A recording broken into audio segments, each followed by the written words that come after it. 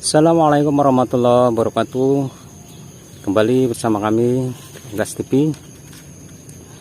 Kali ini kita kembali menayangkan daripada video yang berkaitan dengan perunggasan, yaitu sinergi antara pertanian dan peternakan, yaitu peternakan unggas. Sama-sama kita ketahui, dalam peternakan unggas, hasil akhir daripada peternakan itu ialah limbah atau kotoran. Kalau biasa bahasa nasionalnya adalah feses. Ini pemanfaatannya sangat bermanfaat dalam dunia pertanian. Yang akan kita bahas adalah sinergi antara peternakan dan pertanian, yakni peternakan unggas dan pertanian jagung. Jagung dan unggas erat kaitannya karena jagung merupakan dari pakan pokok daripada unggas, baik ayam petelur, ayam layar, ayam broiler atau ayam pedaging, bahkan ayam kampung. Walau di ayam kampung penggunaan jagung tidak seperti di ayam broiler ataupun ayam layar. Akhir-akhir ini banyak peternak yang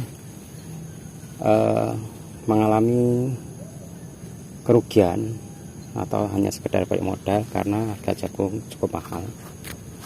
Ini bisa dimaklumi karena ketergantungan peternakan unggas dari jenis ayam layar ini sangat bergantung kepada jagung, yang mana walaupun produksi jagung menurun, tentunya harga akan melambung.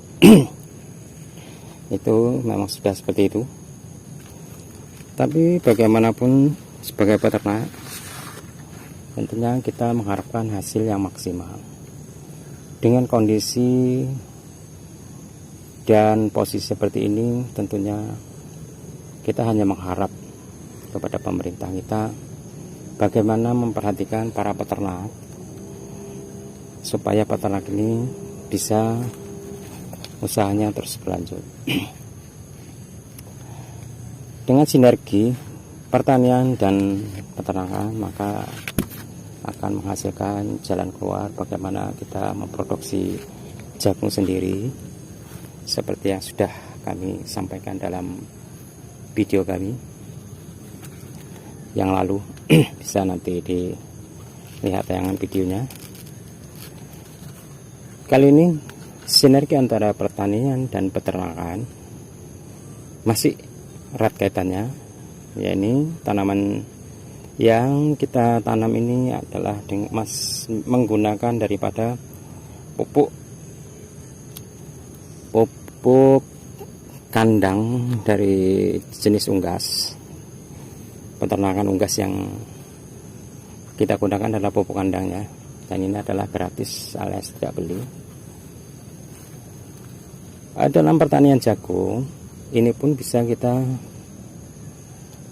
kombinasikan, atau kalau di bahasa pertaniannya itu tumpang sari. Tumpang sari daripada jagung ini, kali ini kita tumpang sarikan dengan tanaman cabai rawit. Jagungnya sudah mulai berbuah seperti ini, kan sudah sebentar lagi panen. Ini seminggu yang lalu sudah kita letakkan daripada bibit cabai rawit. Ini bibit cabai rawit kita letakkan ini di bawah pohon daripada jagung dengan jarak tanam yakni antar jagung 80 atau 70 antar jagung. Dari sini sampai sini ini 70 cm. Nah, di sela antara jagung dan antara tanaman jagung ini kita letakkan daripada tanaman cabai rawit ini dan seterusnya ke sana. Ini kita menggunakan pupuk dasar daripada limbah unggas yang sudah kita olah, dan video pengolahan pupuk unggas ini sudah kita tayangkan juga di video kita Unggas TV. Tanaman cabai rawit ini maksud dan tujuannya tupang sari.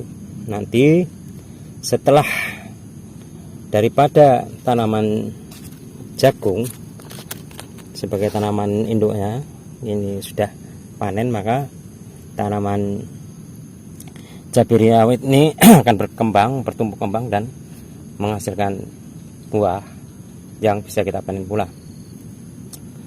Dan untuk sistem tupang sari seperti ini keuntungan yang pertama, kita bisa mengirit lahan.